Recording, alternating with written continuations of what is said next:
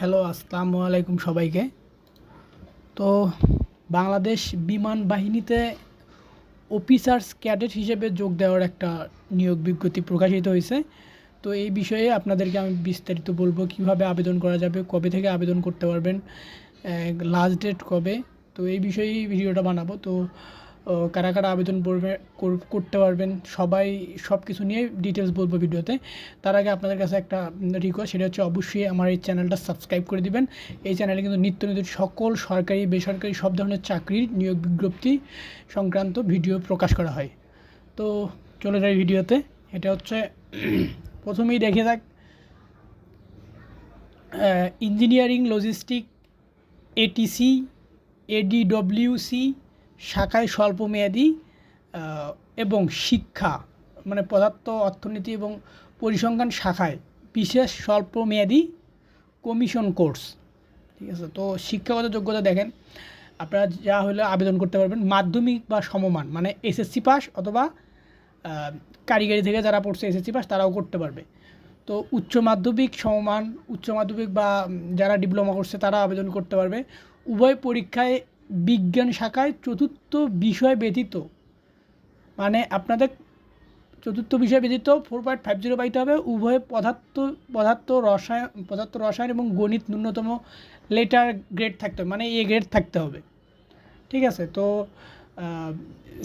GCE ও লেভেলে পদার্থ, গণিত, রসায়ন সহ কমপক্ষে 5টি বিষয়ে বি গ্রেড এবং হচ্ছে এ গ্রেডের পরীক্ষা, এ লেভেলের পরীক্ষায় পদার্থ, গণিত এবং রসায়ন ন্যূনতম লেটার গ্রেড কিন্তু থাকতে হবে, মানে বি গ্রেড থাকতে হবে। তো ইঞ্জিনিয়ারিং পোস্টে কিন্তু এটা নিয়োগ হবে যে কোনো স্বীকৃত প্রকৌশল বিশ্ববিদ্যালয়ে, তো যন্ত্র কৌশল, তড়িৎ, ইলেকট্রনিক্স মানে কম্পিউটার, তারপর হচ্ছে অ্যারোনটিক্যাল, তো এইসব বিষয়ে যাদের অভিজ্ঞতা আছে তাদের ক্ষেত্রে 4.50 মধ্যে কমপক্ষে 4.50 থাকতে হবে এবং সিজিপিএ সহ 3 ন্যূনতম রাখার কথা বলছে। বিএসসি ইঞ্জিনিয়ারিং ডিগ্রি অধিকারী হতে হবে, বিএসসি কিন্তু অবশ্যই করতে হবে। তারপর যে দেখেন সেটা হচ্ছে লজিস্টিক, মানে এসএসসি পাস বা এইচএসসি পাস পরীক্ষায় থাকতে হবে 4.50। তো গণিতে কিন্তু এসব এ গ্রেড থাকতে হবে, এসব কন্ডিশন দেওয়া আছে। অথবা আপনি এই যে এটা যদি করতে চান তাইলে আপনার হচ্ছে ন্যূনতম বি গ্রেড থাকতে পারবে, মানে এটা যাদের আছে। ঠিক আছে, তারপর দেখেন আর হচ্ছে এখন যেটা এটিটিসি মাধ্যমিক সমমান বা উচ্চ মাধ্যমিক সমমান উভয় পরীক্ষায় বিজ্ঞান শাখায় জিপিএ 4.50 এবং উভয় পরীক্ষায় পদার্থ এবং গণিতে ন্যূনতম লেটার এ গ্রেড কিন্তু থাকতে হবে। তো তারপর আবার যেটা বসেছে জিইসি বা ও লেভেলে পদার্থ এবং গণিত সহ কমপক্ষে 5টি বিষয়ে ন্যূনতম বি গ্রেড থাকতে হবে। বি গ্রেডের নিচে আসলে কিন্তু আমি আবেদন করতে পারবেন না, আবেদন কার্যকর হবে না। জিএসি ও লেভেলে পরীক্ষার পদার্থ এবং গণিতে ন্যূনতম বি গ্রেড থাকতে হবে। ঠিক আছে, তাহলে বি গ্রেড কিন্তু রাখতে হবে।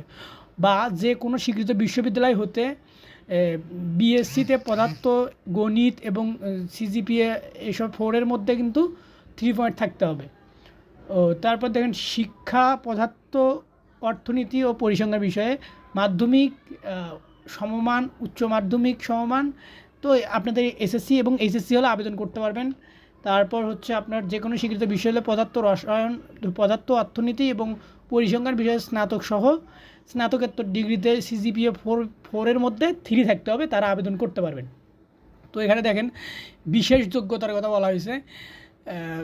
অভিজ্ঞতা সম্পন্ন প্রার্থীদের কিন্তু অগ্রাধিকার দেওয়া হবে, সেটা বলা হয়েছে। বিশেষ সুযোগ সুবিধা যেমন প্রশিক্ষণকালীন অফিসার ক্যাডেট মাসিক বেতন, মানে যারা আপনারা যখন ট্রেনিংয়ে থাকবেন তখনও 7,000 টাকা বেতন পাবেন এবং প্রশিক্ষণ শেষে পদবি অনুসারে আকর্ষণীয় বেতনে ভাতাদি প্রদান করা হবে। তো যতদিন আপনি ট্রেনিংয়ের মধ্যে থাকবেন ততদিন আপনার বেতন হবে 10,500 টাকা এবং যখন আপনার নিয়োগ দেওয়া হবে তখন কিন্তু আকর্ষণীয় বেতন ভাতা সহ আপনার বিভিন্ন পদে অভিজ্ঞতার ভিত্তিতে নিয়োগ দেওয়া হবে।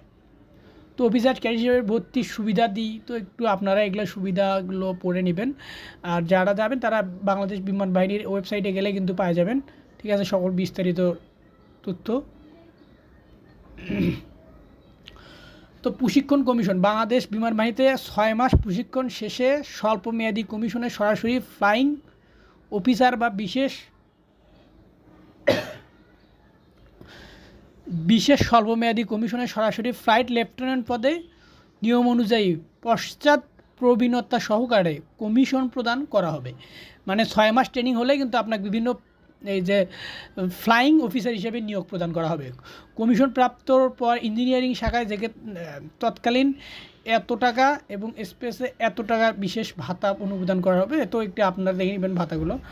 তো ভর্তি বিষয়ে যে কোনো অসৎ ব্যক্তির সাথে যোগাযোগ করলে কিন্তু আপনার চাকরি হবে না, এটা বলে দিছে। তো তারপর আপনার যেটা করতে হবে সেটা হচ্ছে নির্বাচন পদ্ধতি। তো প্রাথমিক লিখিত ইঞ্জিনিয়ারিং লজিস্টিক এবং টিটিসি এসব বিষয়ে যদি আপনি করেন, তারপর হচ্ছে ক্যাডেট চূড়ান্ত নির্বাচন পর্ষদ। তো এইসব আপনারা একটু বিস্তারিত পড়ে নেবেন। তারপর অনলাইনে আবেদনের নিয়ম, এই যে সরাসরি এই ওয়েবসাইটে গিয়ে অ্যাপ্লাই বাটনে ক্লিক করলে কিন্তু আপনি অ্যাপ্লাই করতে পারবেন। তো আবেদন ফি বাবদ এখানে 1000 টাকা পরিশোধ করার কথা বলা হয়েছে, ঠিক আছে। তারপর আর হচ্ছে অনলাইনে আবেদনের সময়সীমা মানে 20 আগস্ট থেকে 17 সেপ্টেম্বর পর্যন্ত কিন্তু আবেদন চলবে। মানে আগামী 17 তারিখ পর্যন্ত আবেদন জমা নেওয়া হবে।